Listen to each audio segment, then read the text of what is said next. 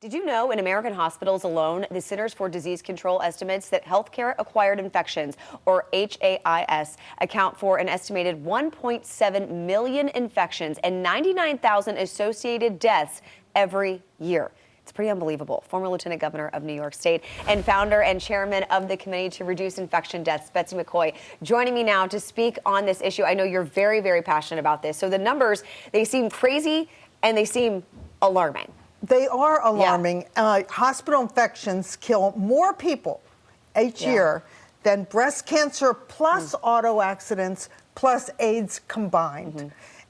In fact, 60% of cancer deaths are actually caused by infection. So everyone watching us, Sharla, has a family member or a friend who's gone into the hospital and contracted a deadly infection. And if you're struggling with cancer in your family, you really need to know about this.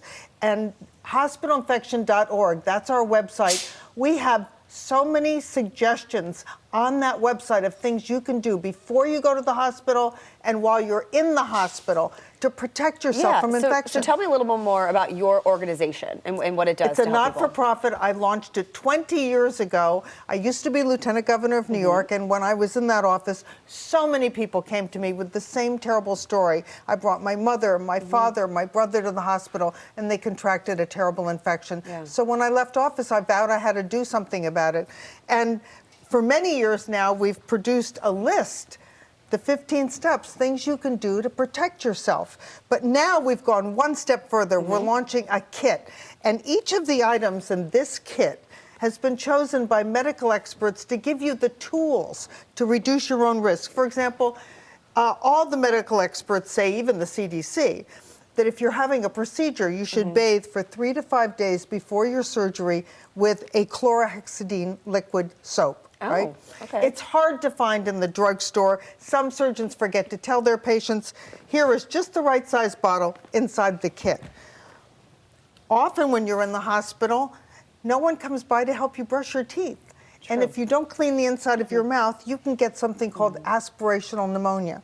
So the kit includes these wands with pre-soaked liquid to help you brush your teeth without having to get out of bed. How did you come up with the idea for this kit? What kind of sparked this? As I said, for several years, almost 15 years, we've had our list of steps. But I would hear from patients, oh, I didn't have the chlorhexidine soap, or oh, I didn't know how to clean my teeth when I was in the hospital. So finally, I went to the medical experts on our own board and said, let's put together a kit.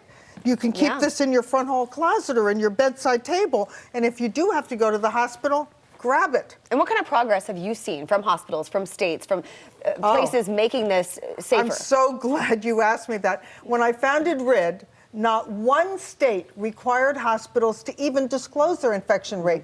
We were up to 38 states, and we're heading to 50. Nice. But come to our website, hospitalinfection, that thing you don't want to get, .org, hospitalinfection.org. We can help you if you're going into the hospital.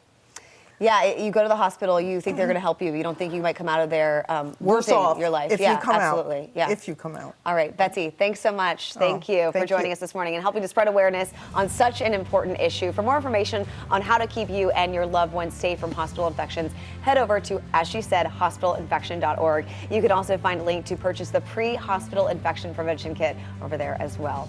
Thank you. We'll be right back here on Wake Up America.